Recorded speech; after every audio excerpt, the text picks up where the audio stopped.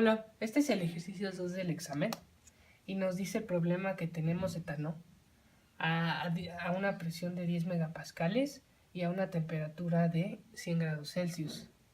El problema nos dice también que es calentado a una presión constante hasta que llega a un volumen, hasta que su volumen final aumentó un 60% del volumen inicial. Entonces el problema nos pide determinar la temperatura final usando la ecuación del gas ideal y la temperatura final usando el factor de compresibilidad.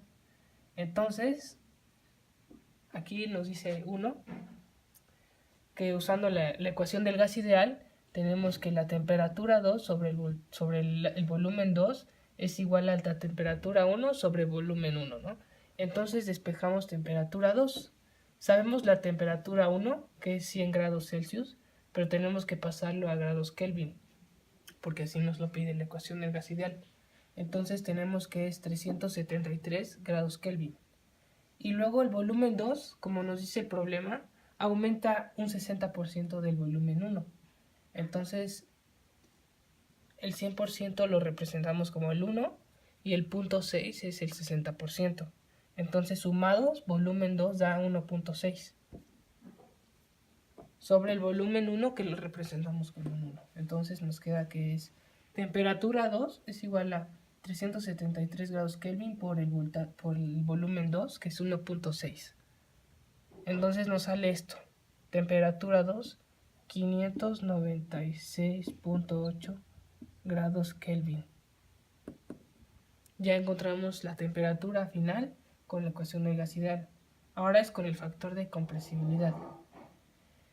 Y tenemos que usar los valores de la tabla A1, que nos indica la presión y la temperatura del punto crítico. Tenemos que usar las gráficas de compresibilidad.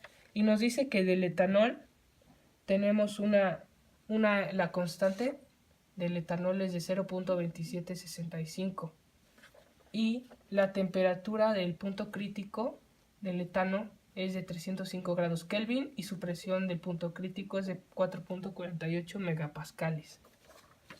Ahora lo que tenemos que seguir haciendo es encontrar la presión reducida y la temperatura reducida.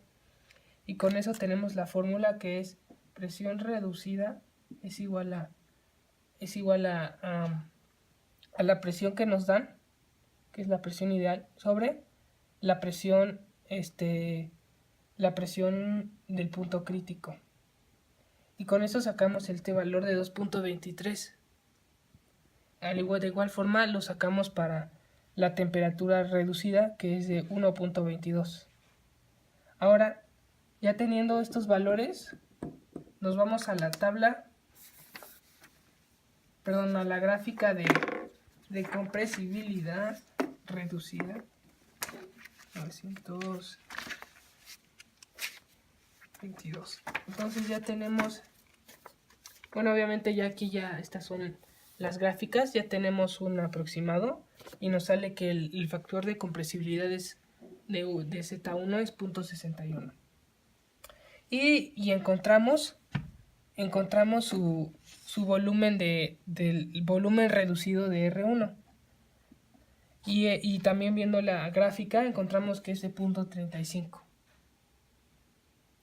Ya teniendo eso, nos vamos al estado final, porque nos piden cuando aumentó un 60%, y sabemos que la presión reducida a 2 es igual a la presión reducida a 1, y ya sabemos la presión reducida a 1, que es 2.23. Está aquí el valor.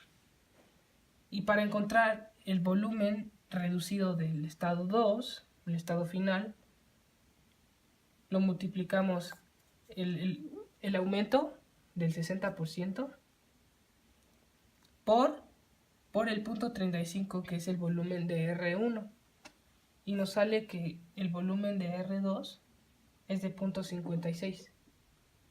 Igual ya tenemos estos valores, nos vamos a la gráfica de compresibilidad de la presión reducida y encontramos que la Z es de 0.82.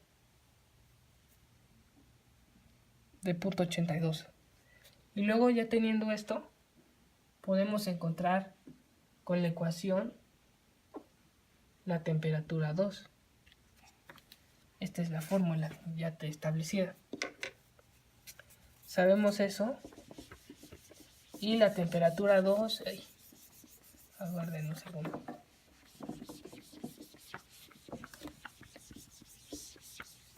La temperatura 2,